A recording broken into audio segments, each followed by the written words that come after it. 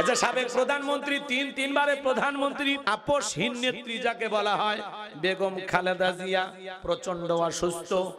সারা দেশের মানুষ তাকে দোয়া করতেছেন, দল মত নির্বিশেষে সবাই তাকে মহাব্বত করেন। কথা বলেন।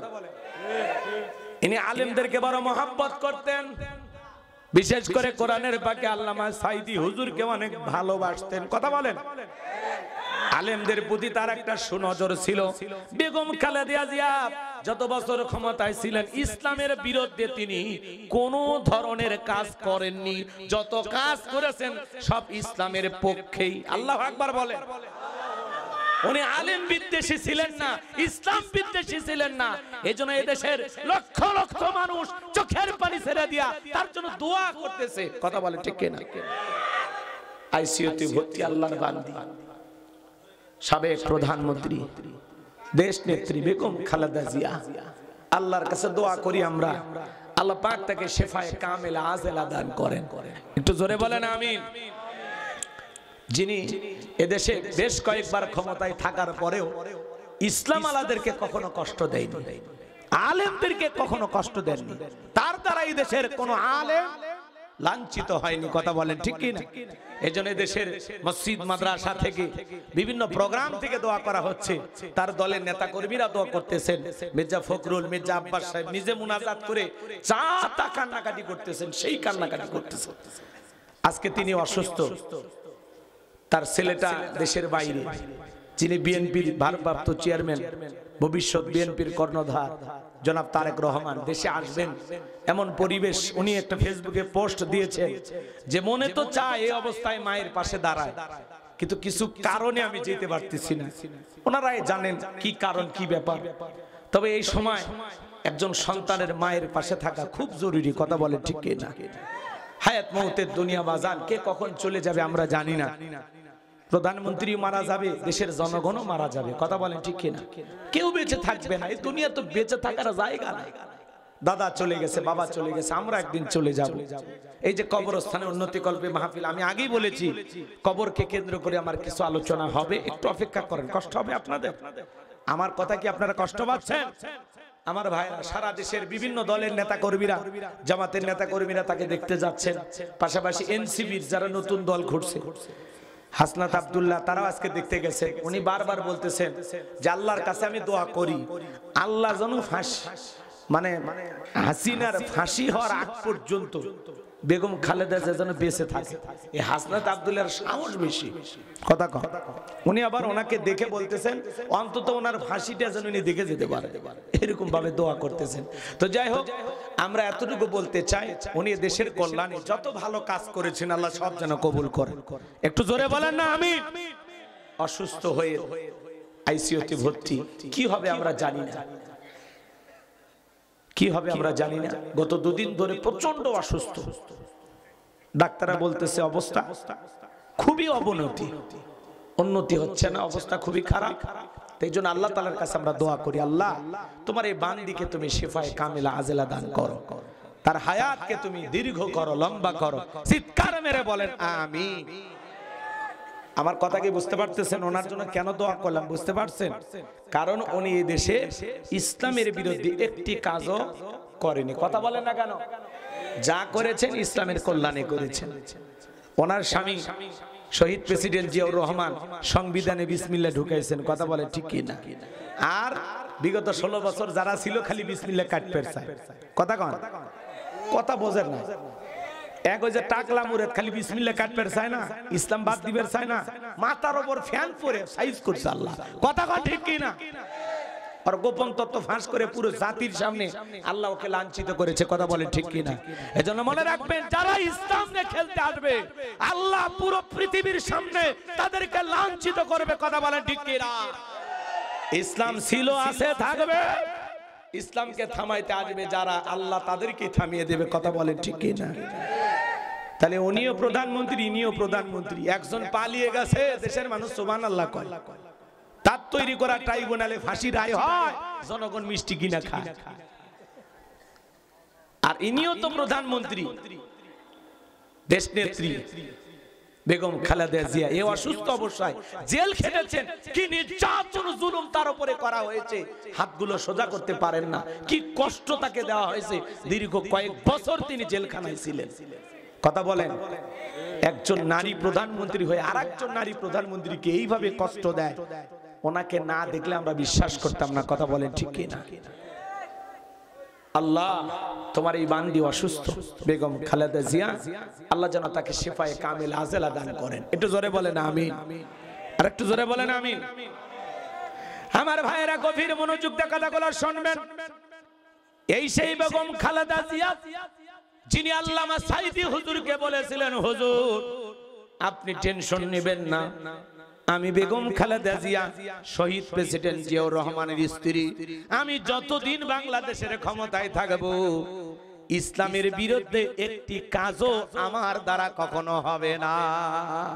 আল্লাহু আকবার। সাইদি হুজুরকে এইভাবে বলতেন যে কোরআন এবং সুন্নাহর বিপরীত কোন কাজ আমি করব না, আমার দ্বারা কোরআন সুন্নাহ বিরোধী কোন আইন এই দেশে পাস হবে না, আমি জীবিত থাকা অবস্থায়, আপনি টেনশন নেবেন না। আল্লাহু আকবার বলেন। এভাবে তিনি আলেমদেরকে মহব্বত করতেন, ভালোবাসতেন। আমার ভাইয়েরা, এই জন্য তার জন্য দিল থেকে দোয়া, আল্লাহ পাক যেন তাকে লম্বা হায়াত দান করেন। বাংলাদেশের এই ক্লান্তি লগ্নে ওনার বেঁচে থাকাটা খুব বেশি প্রয়োজন। কথা বলেন না কেন? দেশের তালমাটাল অবস্থা, সাবেক প্রধানমন্ত্রী বেগম খালেদা জিয়া অসুস্থ, আল্লাহ তোমার এই বান্দিকে তুমি শিফায়ে কামিলা আজেলা দান করুন। জোরে বলেন আমিন। আমার ভাইরা, আমি যে কথা বলতে চাচ্ছিলাম, বলেন তো বাজান, ক্ষমতার চেয়ারে বসানোর মালিক কে? কথাকে ভুলে গেছেন আপনারা? আবার ক্ষমতা কেড়ে নেওয়ার মালিক কে?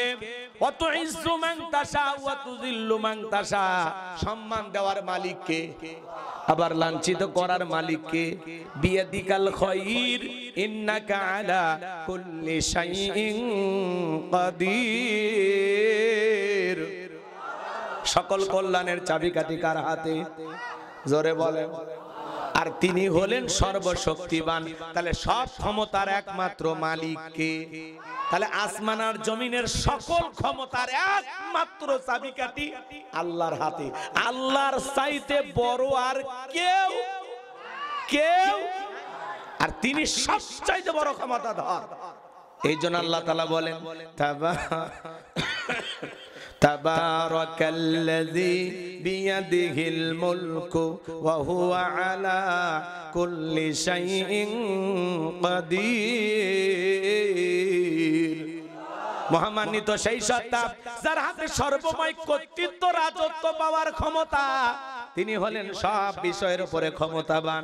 এই পুরো পৃথিবীর ক্ষমতা আল্লাহ তাআলা চারজন মানুষকে দিয়েছিলেন। জোরে বলেন কয়জন?